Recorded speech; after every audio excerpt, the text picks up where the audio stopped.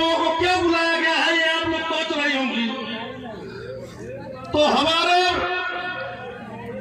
उत्तर प्रदेश की माननीय परम पूज्य योगी आदित्यनाथ महाराज जी की सरकार के द्वारा संचालित एवं भारत सरकार माननीय नरेंद्र मोदी जी के द्वारा संचालित जो भी जन कल्याणकारी योजनाएं हैं उन योजनाओं को लेकर के कि आप लोगों के बीच में जो भी योजनाएं संचालित है, जो भी जिम्मेदार अधिकारी कर्मचारी हैं उसके लिए लगाए गए हैं, आप लोगों के बीच में आप लोगों को कितना उसका लाभ मिल पा रहा है, कितना आपको उसका लाभ नहीं मिल पा रहा है, उन सभी चीजों को लेकर के आज यहाँ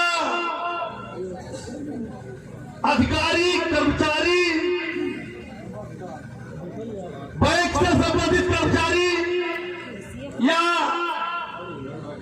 आपके गांव में जो हमेशा काम करने के लिए आ रहे हैं, माननीय सेक्रेटरी महोदय, मतलब जो भी लोग हैं कर्मचारी, अभी आपके जो स्वास्थ्य विभाग की कर्मचारी हैं, ये सारे लोग इसीलिए बुलाए गए हैं कि आप लोगों को अगर कोई भी बात, कोई शिकायत है, कोई बात है, उस चीज को आप लोग आज यहाँ बताएंगे।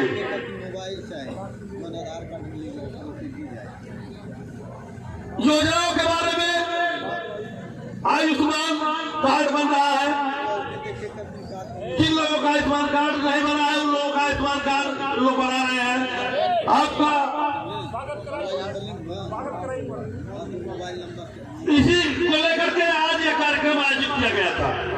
महोदय है उनको माला पहना के स्वागत करेंगे ब्रह्मदेव यादव, श्री गुलाब यादव जी, आप भी हमें माला पहना करके अपने मुख्य सचिव महोदय को स्वागत करें। नाम बोलते जाइए। श्री संजय भैया का स्वागत करेंगे, गुलाब यादव जी आप आए, श्याम बिहारी सहानी जी आप भी आवे और हमारे पास प्रमुख जी का माला पहना के स्वागत करेंगे। श्री राम मोहन लाल श्रीवास्तव आप आवे और हमारे पीआरओ साहब को माला पहना के स्वागत करेंगे। श्री रामचरण मौर्य जी आप भी आवे और रैली पटरी व्यवसाय जिला संयोजक हमारे अनिल करी भैया को माला पहना स्वागत करेंगे। राजेश चौधरी जी आप भी आवे, माला पहना के स्वागत करेंगे।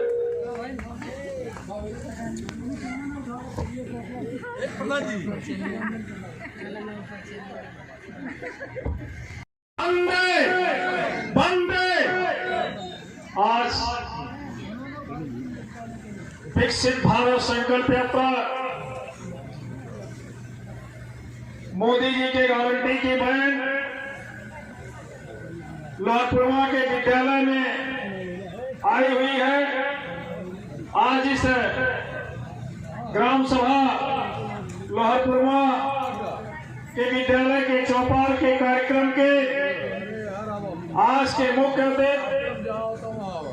पूर्वांचल विकास बोर्ड के सदस्य सम्मानित विजय शंकर यादव जी, आज के इस कार्यक्रम में उपस्थित भारतीय जनता पार्टी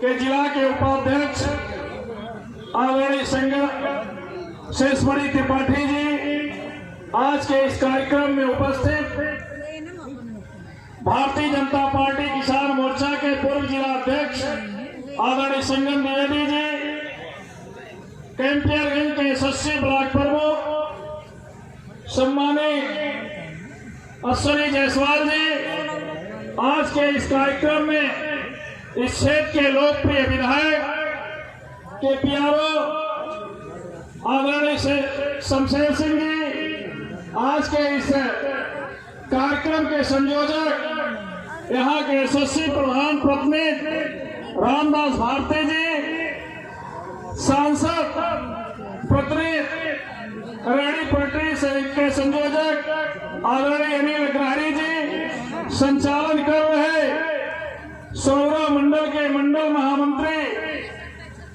अजय तिवारी जी आज के इस कार्यक्रम में उपस्थित राजेश चौधरी जी आज के इस कार्यक्रम में उपस्थित भारतीय जनता पार्टी के वयोवृद्ध नेता आदरणीय कटवारू मौर्य जी। ये विकसित भारत संकल्प यात्रा जो समूचे देश में चल रहा है, इसी तत्वावधान में आज कैंपियरगंज ब्लॉक के लोहरपुरवा ग्राम सभा में ये विकसित भारत यात्रा पहुंची है। इस कार्यक्रम के मुख्य अतिथि पूर्वांचल विकास बोर्ड के सम्मानित सदस्य और हिंदू युवा वाहिनी के निवर्तमान जिला अध्यक्ष आदरणीय विजय शंकर यादव जी का भारतीय जनता पार्टी परिवार की तरफ से तथा इस ग्राम सभा की तरफ से स्वागत वंदन अभिनंदन। आज के कार्यक्रम में विशिष्ट रूप से और प्रमुख रूप से जिसका एक ब्लॉक है, जिसके नेतृत्व में यहाँ ग्राम सभाओं में कार्य होते हैं, ऐसे लोकप्रिय ब्लॉक प्रमुख आदरणीय अश्विनी जायसवाल जी का भी मैं स्वागत करता हूँ। आज के कार्यक्रम में उपस्थित हमारे भारतीय जनता पार्टी के किसान मोर्चे के पूर्व जिला अध्यक्ष रहे और सन्निकट के ग्राम रूबेपुर के निवासी आदरणीय संगम द्विवेदी जी का भी मैं स्वागत करता हूँ। आज के कार्यक्रम में हमारे पिछड़े मोर्चे के जिले के अध्यक्ष आदरणीय कौलवास सिंह जी आज के कार्यक्रम में विशेष रूप से उपस्थित और इस क्षेत्र के लोकप्रिय विधायक आदरणीय फतेह बहादुर सिंह जी के प्रतिनिधि के रूप में इस कार्यक्रम में उपस्थित आदरणीय शमशेर सिंह जी, हमारे सांसद और रेहड़ी पट्टी के जिले के संयोजक आदरणीय अनिल अग्रहरी जी, इस कार्यक्रम का सफल संचालन कर रहे हमारे भारतीय जनता पार्टी मंडल सोनौरा के महामंत्री और इस मंडल के भाजपा के हनुमान भाई आदरणीय अजय तिवारी जी, इस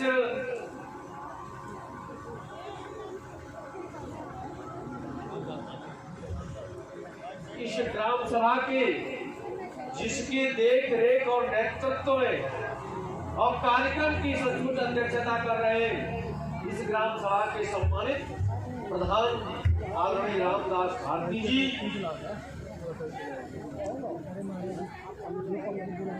हमारे बहुत ही पुराने इस कैंपियरगंज क्षेत्र के बहुत दिनों से भारतीय जनता पार्टी की राजनीति कर रहे कार्यकर्ता के रूप में आदरणीय कटवारू मौर्य जी, ब्रह्मदेव यादव जी, गुलाब यादव जी, श्याम बिहारी शाहानी जी, राममोहन जी, रामचरण मौर्य जी, राजेश चौधरी जी तथा हमारे सम्मुख ये बड़ी संख्या में बैठी हुई नारी शक्ति बंधुओं तथा विभिन्न विभागों से स्वास्थ्य विभाग से आए हुए कर्मी, हमारे ब्लॉक से आए हुए कर्मी अधिकारी बंधुओं, आप सबका इस कार्यक्रम में स्वागत वंदन अभिनंदन है। मित्रों, ये विकसित भारत यात्रा आपके गांव में आई है और आप सब लोग ये जानना चाहते होंगे, आपके मन में कौतूहल होगा, जिज्ञासा भी होगी कि ये मोदी का बैन इस गांव में क्यों आया। इसके पीछे दो बातें हैं, इन्हीं दो बातों पर मैं अपनी बात रख करके अपनी बात को समाप्त करूंगा। पहला तो यह उद्देश्य है कि आजादी के बाद इस देश में लगभग 50 से 55 वर्षों तक गैर भाजपा की सरकारें रही, लेकिन आज तक किसी भी सरकार के अंदर वो कुव्वत और साहस नहीं पैदा हुआ कि जनता के लिए किए गए कार्य, उनके कल्याणकारी कार्यों का आप लोगों के बीच में आकर के हिसाब किताब, लेखा जोखा और रिपोर्ट कार्ड प्रस्तुत करे। तो ये पहले भारतीय जनता पार्टी की सरकार है जो अपने 9 साल के कार्यों को करने के बाद आपकी मुहर लगाने आई है कि हमने क्या कार्य अच्छा किया है या बुरा किया है, इसकी मुहर लगाने आपके पास आई है। ये पहली सरकार है। अब विकसित देश के बारे में, विकसित यात्रा के बारे में मैं 2 बातें बताना चाहूंगा। दुनिया में बहुत सारे देश हैं, लेकिन आप सबको जानना चाहिए कि मुश्किल से 5 और 6 देश इस दुनिया में विकसित देश और राष्ट्र आज तक कहलाते हैं। भारत विकासशील अर्धविकसित देश कहलाता है। इसके पीछे कारण, कभी भारत विश्व गुरु कहलाता था, सोने की चिड़िया कहलाता था, एक वैभव समृद्ध भारत था। लेकिन आप सबको पता है कि समय समय पर इस भारत में कभी अंग्रेजों ने, कभी मुगलों ने, इन सबने राज्य किया और राज्य करने के साथ साथ इस देश की वैभव और संपदा को खुद खर्च करके लूट करके उठा ले गए। और भारत एक गरीब देश, जब 1947 में भारत आजाद हुआ तो ये भारत एक गरीब देश के रूप में रहा। लेकिन दुनिया के बहुत सारे देश उसी समय आजाद हुए थे। आपके एशिया में रहने वाला देश जापान भी आजाद हुआ, द्वितीय विश्व युद्ध का मार भी झेला था, लेकिन मार झेलने के बाद भी बहुत जल्दी उठ खड़ा हुआ और विकसित राष्ट्र बन गया। लेकिन भारत की जो नीतियां थी, जो विकास की दर की जो गति इतनी धीमी थी, इतनी मंथर थी कि भारत आज तक जो है ये विकसित राष्ट्र नहीं हो पाया। इसी परिप्रेक्ष्य में जब इस देश की सत्ता देश के लोकप्रिय प्रधानमंत्री नरेंद्र मोदी जी ने संभाला, तो उन्होंने सोचा कि इस देश को मैं फिर से इसकी पुरानी पहचान, इसकी पुरानी अस्मिता, इसके पुराने सांस्कृतिक धरोहरों को वापस ला करके मैं रहूंगा। और उन्होंने ये दृढ़ प्रतिज्ञा किया, ये दृढ़ संकल्प लिया कि भारत को मैं, जब ये देश आजादी के अपने स्वतंत्रता का 100वां वर्ष मना रहा होगा, तो मैं इस देश को विकसित राष्ट्र बना करके छोड़ूंगा। ये मोदी जी ने प्रतिज्ञा लिया और इसीलिए इस बात को जताने आए। और कैसे भारत विकसित होगा, कैसे कोई देश विकसित होगा, विकास की गति लानी होगी, जब तक ये भारत 70% रहने वाले लोग गांव में रहते हैं। ये गांव के लोग नहीं उठेंगे, ये गांव के लोग नहीं विकसित होंगे, तो क्या भारत बड़ा विकसित कर सकता है? इसलिए मोदी जी ने गांव के गरीबों पर फोकस किया, अपना ध्यान गरीबों पर केंद्रित किया कि इस देश के अगर गरीब उठेंगे, इस देश के गरीब का अगर विकास होगा, तभी ये गांव विकास करेगा, तभी ये भारत विकास करेगा। और सत्ता संभालने के बाद गरीबों के लिए उन्होंने कार्य करना प्रारंभ किया। और उसमें आप सबको पता होगा, जब मोदी जी धन जन योजना के माध्यम से आपके खाते खुलवा रहे थे, तो विपक्ष के लोग और सारे लोग इसका उपहास और मजाक उड़ा रहे थे कि क्या खाता खुलवा करके क्या करेंगे। लेकिन इसके पीछे मोदी जी का यही उद्देश्य था कि गरीबों को मैं विकसित करूंगा, गरीबों को उठाऊंगा। और उस खाते खुलवाने का मकसद यही हुआ करता था कि कभी इस देश के प्रधानमंत्री राजीव गांधी हुआ करते थे और वो कहते थे कि मैं दिल्ली से 1 रुपए भेजता हूँ और आप तक 15 पैसे पहुंचता है, 85 पैसे रास्ते में ये बिचौलिए, चोर, दलाल खा जाते हैं। तो भला बताइए वो देश कैसे विकास कर सकता है जिस देश की संपत्ति 85% रास्ते में खाली जा रही हो और 15% जिनके भले के लिए भेजा जा रहा हो उनके हाथों में पहुंचता हो। यानी भ्रष्टाचार पर चोट करने के लिए उन्होंने सीधे डीबीटी के माध्यम से, डायरेक्ट बेनिफिट ट्रांसफर के माध्यम से बैंक के खाते में आपके पैसे को भेजना शुरू किया। और आज अगर उनकी योजनाओं का पैसा किसान सम्मान निधि 2000 रुपए आती है तो आज पूरे के पूरे 2000 रुपए आपके खाते में आता है। अगर आपके आवास के 1,20,000 रुपए आते हैं तो पूरे के पूरे आपके खाते में आ रहे हैं। आपके कृषि से संबंधित खाद, बीज, कीटनाशक दवाइयों के सब्सिडी अगर आपको मिलती है तो पूरे के पूरे आपके खाते में पैसे आ रहे हैं। आज कितनी सुंदर योजना इन गरीबों पर फोकस करते हुए, ये गरीब रहेंगे तभी ये देश रहेगा। आज देश की 85 करोड़ जनता को मुफ्त में राशन देने का अगर कोई काम कर रहा है तो वो मोदी सरकार कर रही है। और इन गरीबों के जीवन को रक्षा के लिए, ये गरीब स्वस्थ रहे, अच्छा रहे, तभी तो ये भारत खड़ा होगा। इसके लिए कितनी सुंदर सी योजना आयुष्मान कार्ड बना करके इस देश के 60% लोगों को 5 लाख के जीवन रक्षक कवच के रूप में जो है आपका आयुष्मान कार्ड बन रहा है।